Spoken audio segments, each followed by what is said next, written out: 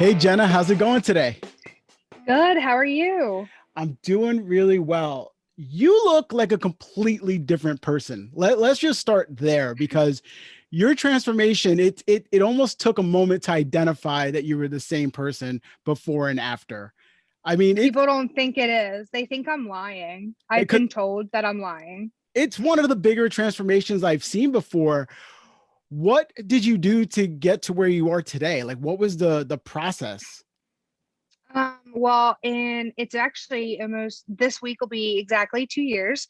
I had weight loss surgery and I lost a bulk of it in the beginning. I've been kind of in the same place for about 6 months or so, but I'm still like losing inches and stuff. But as Mhm. far as the weight, so I had weight loss surgery. I had a lot of complications after surgery, so it took me a minute to start losing because I was actually gaining weight from being so sick. I was malnourished. I had to have TPN as my food, so I wasn't eating because they were afraid of another leak. Like I wasn't even allowed to drink. What's It was TPN? TPN is so I had a PIC line put in my arm, and this was just my nutrients at night for I don't know 10 to 12 hours or so. It would pump through, and it was almost like a feeding tube, but it stayed on for a while and it was in my arm, and that was how I got my nutrients. They would have to check my blood every single day to make sure, because what they do is they make it daily, and it would, if I was needing more of anything, they would adjust daily.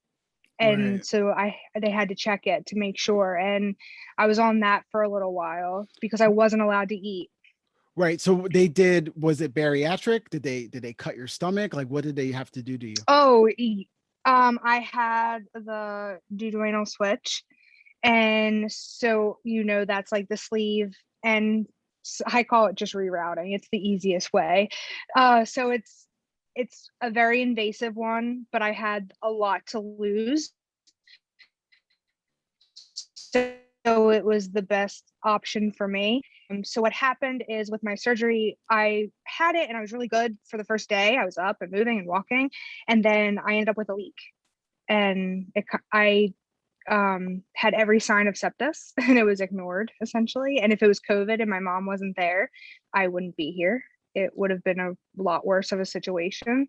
Um, and then I had emergency surgery and a few months of crazy. Did you at any point regret that you had gone this way, to lose the weight? Mm-mm. Nope, not at all.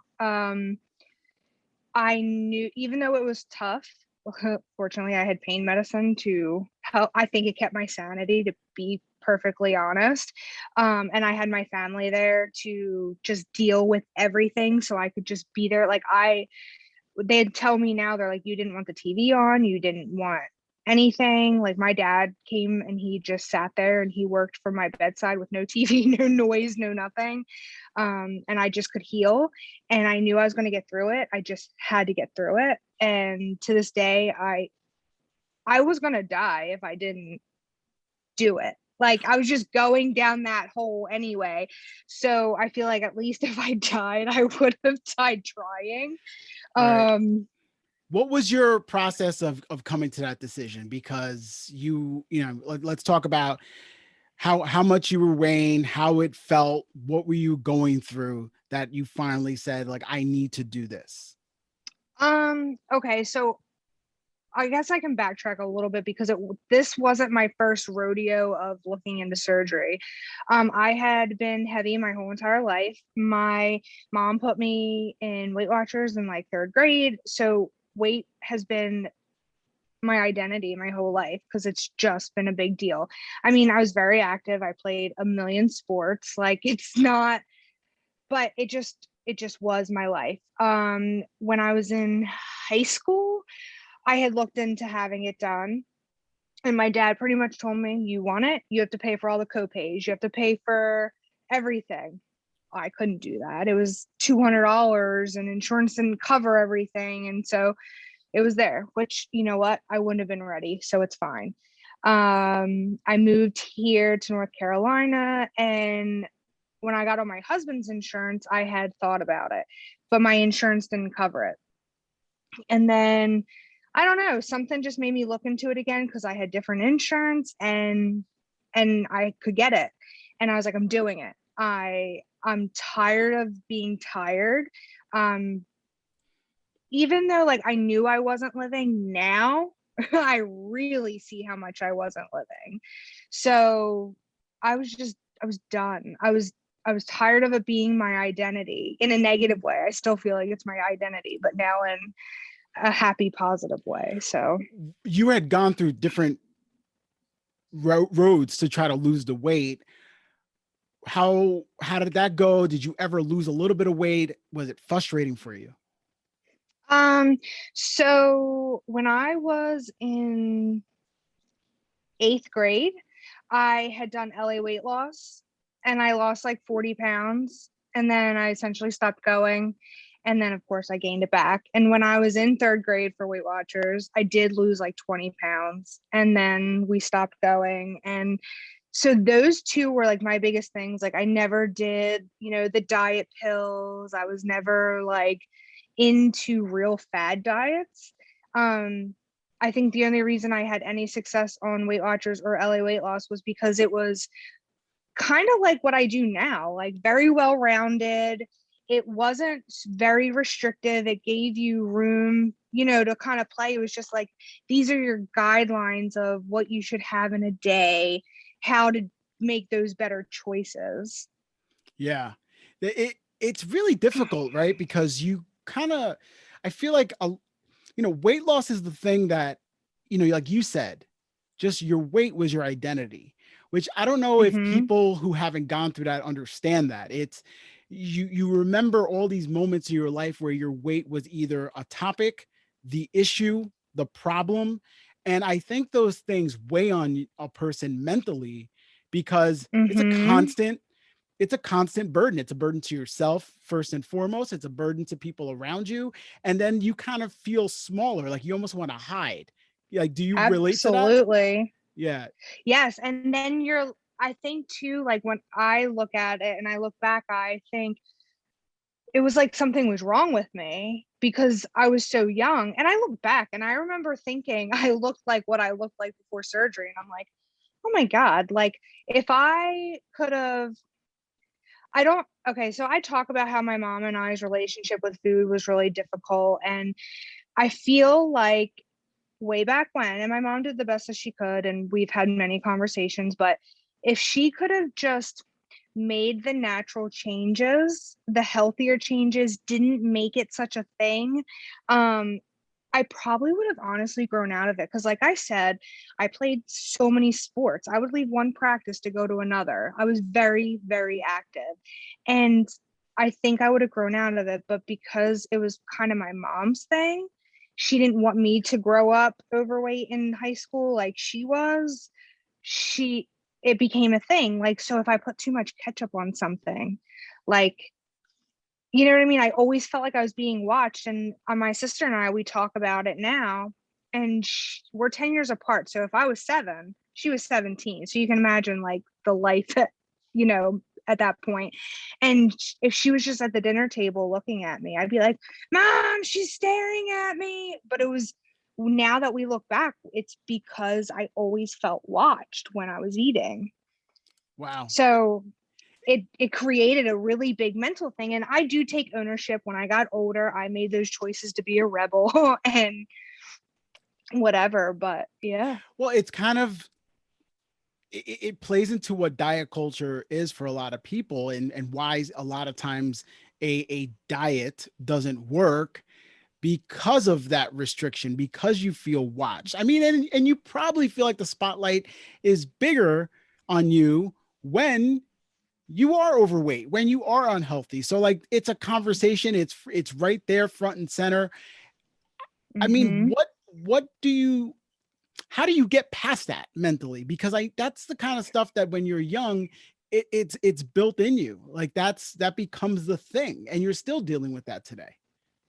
I don't know. To be honest, I think I I still go through it. Like especially it's just in a different way. Like, it's like, oh, well, you had weight loss surgery. So if I want to have something, I am very much on balance. I know people hate that word. Like, I know they don't, but if I come across a time where I'm like, you know what, I want ice cream. And you know what, while I've been here, I've had ice cream, but I know that I exercise. I know that 90% of my time I'm eating what I'm supposed to. And just if I go off for a second, I don't need to stay off. Like, I've changed my mindset. So I truly do still feel though, like, because, oh, well, you had weight loss surgery, you shouldn't be having that. I know my dad has even done it. He's like, I just don't want you to go down old habits. And I'm like, yeah, but if I completely restrict myself, then I'm going to go crazy.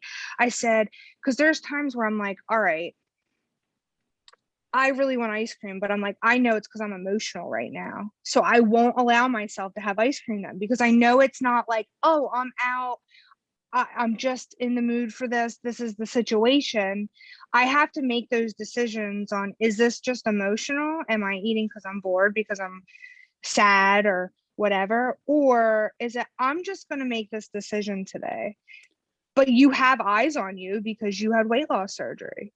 Well, how did you develop that? You know, the self-awareness to think about those choices. Like, did that come after the weight loss surgery? Did that come at Mm-hmm. the at Oh, everything. yeah. How do you think that that came, or you know, what is your feeling about how you grew into that? Um, I think I just made a decision. I made a decision that I was getting healthier. And over time, I think the confidence in myself, that's all I needed. Like, I have an easier time saying, well, I don't care what they think anymore, because I'm going to do what's best for me. And even if it's not best for me, it's my decision, my consequences.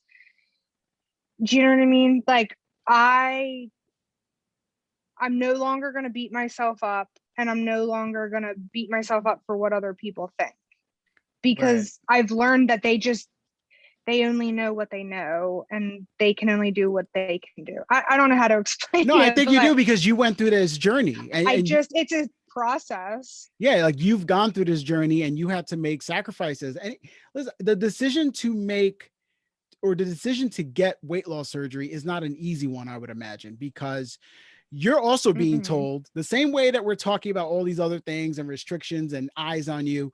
You're also seeing people succeed naturally, Mm-hmm. right? They're eating Mm-hmm. different. They figured it out. Look at me. I lost 200 pounds and I did it by just changing my diet.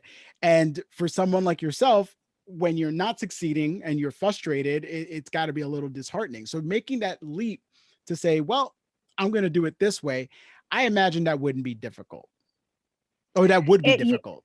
it is. And so, there's a lot of people who are like secret sleevers and all that. And I'm not going to say that I was secret, because I did talk about it. I just, like, at first I didn't really share my Instagram. Like, I just finally got to the point where I was comfortable showing all my older stuff.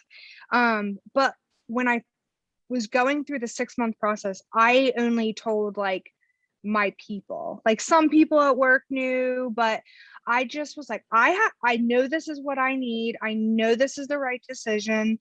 The important people, they backed me, and to be honest, even if they didn't, it didn't matter. I was doing it.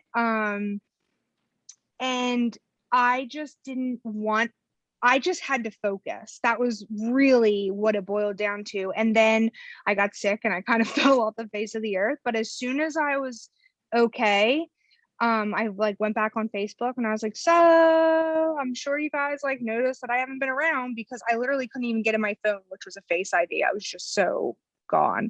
Um, and so I wasn't really posting anything, and I was like, this is what's been going on, or still is. And and ever since then I've been very open about it. I just finally started to share more of my pictures, like those uncomfortable. But my Instagram, this has always been for me. It's never been, I never really thought it'd be what it is now, because I have a decent amount of followers and whatnot. But it's a place where I could be vulnerable, and it helped me grow and Do you think that's accept. important for people who are, people who are going through a weight loss journey or however they go about it? Do you think accepting that and being vulnerable is an important tool to get through this mentally? Hmm. Yeah, I don't think you necessarily need an Instagram, but for me, I feel like it's allowed me to be real with myself. Um, I know there's a lot of really weird things that I take pride in with my Instagram, and it's that I normally don't use a filter. If I do, it's typically like to make it black and white or colored or whatever, or just like make it a lighter thing because I want to feel good about myself for how I look. Um, and I do like to promote brands, but brands that I truly like. Like this, my Instagram is truly for me. It's for me to document my progress. And sometimes if I put like a question on there, it's because it's helping me. Like at the end of the day, that's for me. And it's really allowed me to be like I don't want to put something to seem fake either. So then it makes me internally realize like, okay, Jenna, you need to work on this. Like, Right. Well, I mean, speaking of the work that you had to do, I think it's important to note always when someone does what you did and have the surgery to try to help them lose weight, that it's not that simple, right? mm-mm. You didn't just get a sleeve. I mean, obviously you were sick afterwards, but Mm-hmm. once you healed up, it's not like, all right, well, just carry on with your life. You had to relearn and give some real thought to what you were eating, and there was help there from dietitians and nutritionists as Mm-hmm. well. What did you change? Like, what were some of the changes you made with your food choices and how you went about eating?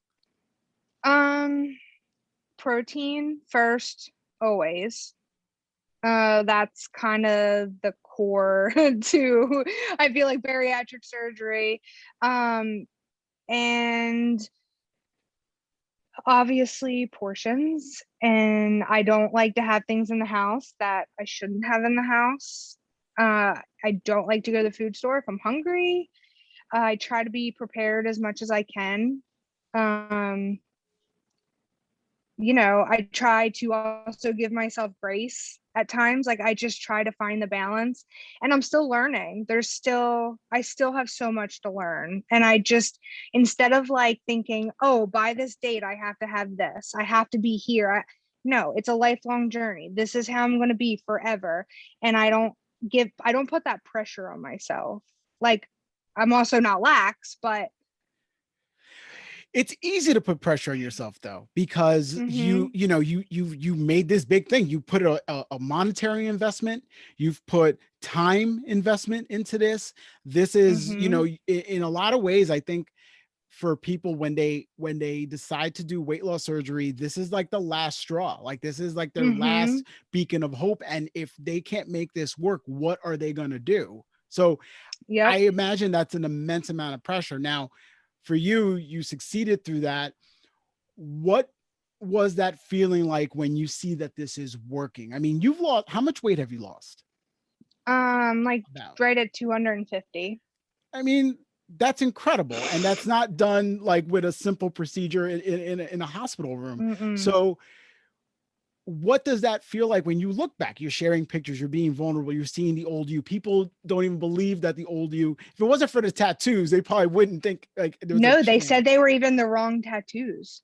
Like people examined. I put up a TikTok a few weeks ago, and people were like, I call BS. I'm like, I said, well, what's my motive? I'm not selling a weight loss product. I'm saying, and I'm like, that, yeah, but I get it all the time. People don't recognize me. Like, I've gone into Yeah. work because I work from home and I've gone up there and people just don't. But I don't recognize myself. I also sometimes, until I see a before and after picture, still feel like that other person, still feel whatever. But then I'll have those non-scale victories where I can go do something. Like that's why if you ever hear me talk, I will always tell you take before pictures and take them every single month at the same time. Especially for the first year at least. Because when the scale doesn't move, those pictures and measurements will show it. And now that I'm pretty much been where I've been for quite some time, and then I feel like because I know I'm not done, but because I'm still where I am, I'm like, okay, well, look at where you came from, because you're a different person. And it I can't fathom it sometimes. I'm like, When you think about the fact that you're such a different person, and you see those pictures of the old you and how you used to look, and I'm sure it reminds you of how you used to feel. Does that just feel like a different life altogether? yes, I was actually going to say that. Like, I literally feel like I am living in a whole new lifetime, like that I was like brought back and I'm a new person. Because but then it when I'm still in my head, sometimes it's just weird. I don't even know how to explain it, but I'm like, until I see pictures, sometimes I can look in the mirror and still see that old person. And then I see the pictures, I'm like, Jenna, you're an idiot. Come Yeah. on, get it together. And that's probably why I'm very consistent on posting Transformation Tuesday, Face to Face Friday, because sometimes that's my sanity. And Kind of gives you that reminder of, and I've said this before, but it's very important, I think, to take those moments in anything that you do in life and remind yourself that you have come this far. And this mm-hmm, applies to more than just weight loss, right? There's such a mental shift that you had to make here. And to mm-hmm, look back and realize, you know what, I'm having a bad day. I'm feeling like I'm still 250 pounds heavier. I'm feeling mm-hmm. like I'm still this person who's maybe scared or hopeless. But you know what? Like, I actually have proven to myself that that's not the case. Those reminders are fuel for the fire, I would imagine. Yeah, and so I'm sure you've heard it, like, this too shall pass. That is such a big thing for me, because I'm like, all right, I've gone through so much, not even just with this, but in my life. So I've talked about it, but like, I don't know, God, it's been 12 years or so. I went through a really bad, I have depression and anxiety, but I attempted suicide. Um, Not very well, apparently. And I Thankfully. went, thankfully, um, but I went through a really dark time, and it was years before I like had really come through it. And I'm so thankful now for it, because it made me stronger. And to be honest, if I didn't go through all that, I never mentally could have handled this. Right. Like, when I was in the hospital and my mom had finally gone home and my dad had finally gone home, because my mom was starting a new job, she had to go back sooner. And my parents were really worried because I wouldn't answer the phone and stuff, but it was because I just couldn't. But they had to tell my nursing staff, like, hey, like, she suffers with depression. I was withdrawing. Um, and I finally like called them. I said, look, I said, I'm okay. I'm not even remotely depressed. I said, I just can't. And my mom's like, okay, I hear you. And she could be fine from then, but I would have never, without my therapy, have been able to get through this. I don't know how much you want to dig into this, but I am curious, when you went through that in your life, Mm-hmm. when was that stemming from also how you felt about yourself physically? Was it more than Um, that, that was that a symptom of what you were going through? okay, so like I said, I had been going through depression and anxiety, and it was kind of treated, kind of not. I had something happen in sixth grade, something really like stupid, but as a sixth grader, it was tragic. It's so silly, but um, so that was tragic as far as a friend's situation. And so then I kind of had always been going through depression, and I was in a relationship for 4 years, and the last bit of it was a lot of mind games. And I'm not saying that my suicide attempt was because of him, because it wasn't. It was just, it was one day he said, you can't make me happy, she can. And that was the icing on the cake, that I couldn't make someone happy. And I already was so sad with myself and already had so many issues that I didn't work on. And it was just the icing on the cake, to be honest. And And I blamed him for a really long time. And it wasn't. It was just a really bad year. And that was his fault, but I didn't know how to cope with it, if I'm being quite honest. And I wasn't strong enough to stand up for myself either. So That's a huge thing in life in general. And the mm-hmm, fact that, you know, you couldn't cope with it, a lot of people can't cope with it. And the fact that, you know, you felt how you felt, a lot of people can go through that as well. And we all handle it differently. Some people, you know, go to the extremes that you went to. Some people dive into drugs and alcohol, like they just abuse mm-hmm, themselves and try to slowly kill themselves. And yep, you know, it's a hard thing. It's part of life, right? Like I actually read mm-hmm, something yesterday that really was, I found it so true that I think it's worth repeating. It was the idea that you go through three loves in your life. The first love is your first love.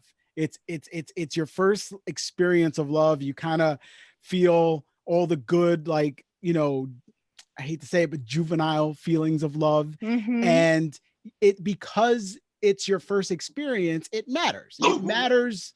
It's real, despite, you know, when you look back in life, you think, oh, I was such a kid, but it's real. It's real for that time because it's your only definition of it. The second version of love that we go through is that feeling of, it's usually the one that hurts. It's the one that you get beat up over. It's the one where, you know, your self-worth comes into question. It's the one where you start to, you know, maybe be abused verbally. Sometimes people get abused physically and they don't know, maybe this is the love I deserve. And then when you get out of that, that love becomes very important, ironically, because it teaches you, if you come out of it good, it teaches you your self-worth. It teaches you that I will not put up with XYZ. I learned a bad version of love that I will not do and I will not put up with. And then you grow and you take off from there. And then you find that that last, hopefully last love, or that last definition of love in your life is the one that you almost don't see coming. It's the one that you are working on you and you're happy with you and you're feeling confident about you, and suddenly it finds you. I think, you know, not to divert so much from weight loss, but I think that's something that all of us go through in some way, shape, or mm-hmm. form. When you're going through it from your standpoint, it's especially difficult, the mental part of this, and then, you know, the self-worth part that you don't have, to finally find that is a huge accomplishment. And it's something that you are showing every day. Well, so I have been very open, and I have talked about this, but you know, I'm married. This next month will be 9 years. Um, that same person had come back in my life, and of course, you know, there was an affair, and my husband knows we were working through it, but I was going to leave for him, and it kind of all fell apart. And that, we don't need to really go into that because he's also in this community and may hear this. So there's that. But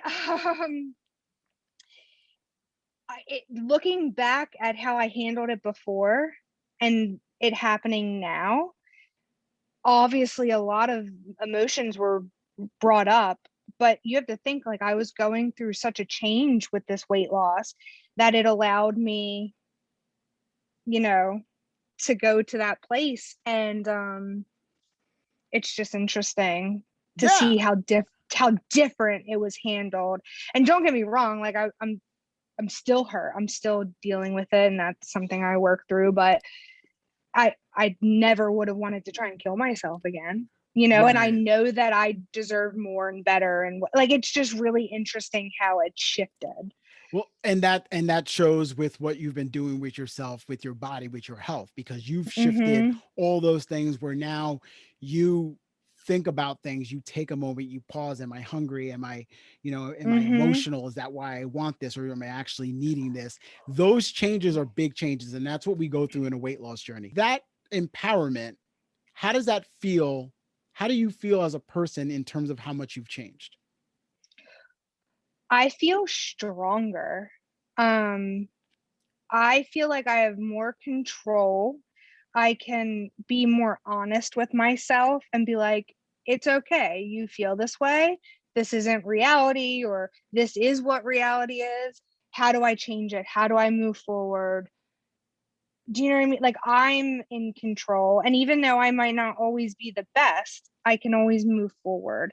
I've never been able to be this vulnerable, even to myself, if that makes any sense. Like, like, I've allowed it to be okay, to not always be okay, and to be stronger. It's huge because you actually are very self-aware now, and you also Yes. accept yourself. Acceptance is a big part of this. Look, I mentioned to you before we started recording the podcast, that it takes a lot, whether people realize it or not. It takes a lot to share yourself out there. It takes a lot to Mm-hmm. to say, hey, listen, this is what I used to look like, and this is what I used to feel like, Mm-hmm. because a lot of weight loss journeys are personal. It isn't easy. And when you go through it, you almost don't want the attention, because it's kind of scary and it's spooky. And then it's, what if I fail, and all those voices inside. So when you put yourself out there, you're also, I think, telling yourself like, hey, this is what I used to be. This is who I used to be. And that's okay, because it's made me who I am. Like, are there Exactly. moments that you actually thank that girl who you used to be before? Yeah. Yeah. I mean, and that girl was strong enough to make the choice to change. And um, I mean, it's just who I am now. And maybe I can use that to help somebody else, because I know I'm not alone. And kind of like what I was telling you before, like, I just own it. Like, talking about my affair is not easy. There's a lot of fault. I had a lot of hurt, and I only don't go into details because it's not just me. It's also my husband and the other person and whatever, but it happened. I learned from it and I moved forward. That's who I used to be. I have lost weight. It's not who I am anymore. And I'm a different person. Like, my goals are different, my likes are different, my everything is different. I mean, if we go on vacation, it's no longer where are we going to eat, it's what adventure are we going on? Like, this, I told you I'm away. I'm in Arkansas right now visiting my friend. I am working while I'm here, but we were like, what exercise classes are we doing? She sent me a Tai Chi. I was like, I don't know what it is, but it's exercise. Okay, never done it. Sure. We're doing something else. I'm like, oh God, I have no coordination, but yep, I'll be there. Let's see if we can do cartwheels. We went running. Like, I just went running the past 2 days. Like, who am I to wake up at 5 in the morning to go running? Like, I don't know. Life is just different. I just push myself. And then How I'm like, oh man, I'm capable of doing so much more. Which is exciting, which is really Hmm. exciting. How long did it take you from your weight loss surgery and recovery to get into exercise? Because I know that's a big part of your life now. As soon as I could. As soon as I had drains after surgery, my second one. So like, as soon as they were out and I was able to really move and whatnot, I was at the gym. Very easy walking, and then it just built and built and built and built. I will try anything, and for a while I was just trying anything to see what my thing was, and I just want to become stronger, and I just want to be able to do whatever I want. Like, I just want to, if I want to go running, I want to go running. If I want to do Tai Chi, I want to go do Tai Chi. If I, like, Yeah. I, and I also think my biggest thing with exercise is it's no longer a punishment. It's because I like it and I like how it makes me feel. Which is an important distinction when you're actually going through this, to not feel Hmm. like it's something that you are dreading to do, but something that you're excited to do. Yeah. Like, this morning, I did not want to get up, but I was like, you know what? I'm going to do it. Like, I'm going to get up. And when I was done, I felt so good from it. And I was proud of myself for pushing myself. And it's like, once you start pushing yourself, it's easier to continue. Right. Where are you now with everything? I know that you sort of alluded to the idea that, the weight loss has slowed. You still have an idea of where you want to be. You're not quite there yet, it sounds like. So, No, maybe 20 pounds. I mean, I know I take skin into account too. So that is that. But before I would be where I would even start thinking of skin, any plastics, I'm maybe 20 pounds. I'm starting to get to the point where I'm like, okay, where am I? How do I feel? If I had the skin off, because I don't like going off a BMI. I think it's a bunch of BS. I don't like going off a clothing size because some things I am a extra small. Some things I am a 3X.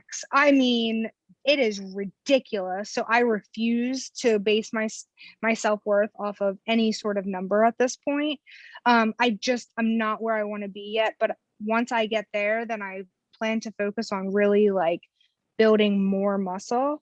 I would like to see what I can do with my arms before I decide if I want to do plastic on that, because Sure. if I don't have to have surgery, like I don't expect to be perfect, but if I can fill in some of that, I would be happy.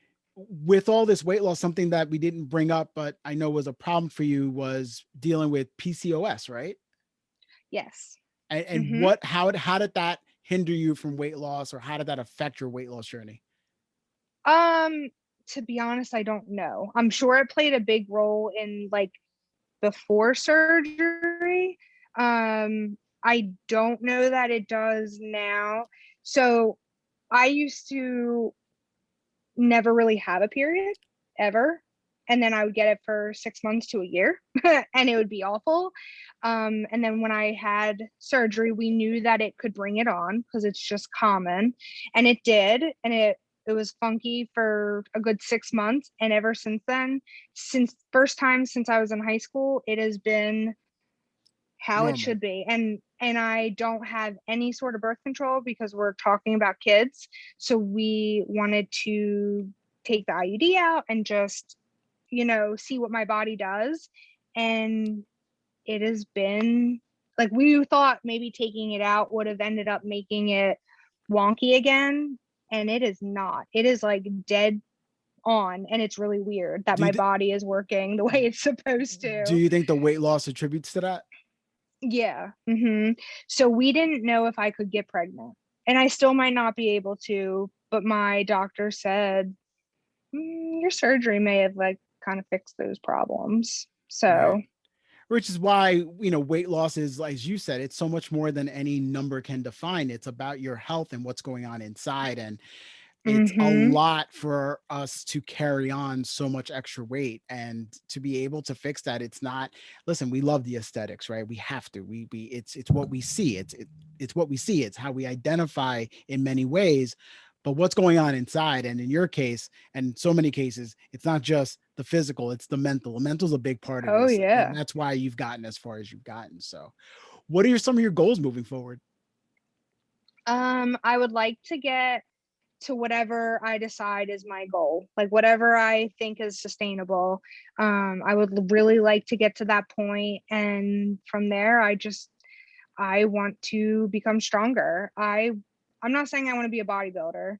That's not what my aesthetic would be, but I don't want to say bulk up because that even sounds like bodybuilder, but you know what I mean. Like I want to really be able to lift some weights and see as much of the definition. Like if I didn't have skin, I can feel where my definition would be. And even to an extent I can see it. And I love that. And I just want to find a healthy balance in life. Be healthy, feel good, be strong, just be the best version of myself that I can be, and eventually start to give back to, I talk with my surgeon about when COVID and all that is done, like being a mentor, and I want to do that because I want to be a patient advocate. So if someone doesn't have the support like I did, I can be them Right. for that, Sure. And you get to, your body is almost like a new toy right now. You kind of keep pushing yourself and thinking, what else can I do, like you mentioned before? So that's all great. That's wonderful. Genna, I know, as you said, you share a lot of your story, a lot of before and Mm-hmm. afters. You do it primarily on Instagram, it looks like. So why Yep. don't you share that with our audience? It is digesting underscore my underscore feelings. All right, we're going to put that in our show notes. And Genna, this was a great conversation. I really appreciate your time. Thank you so much for having me.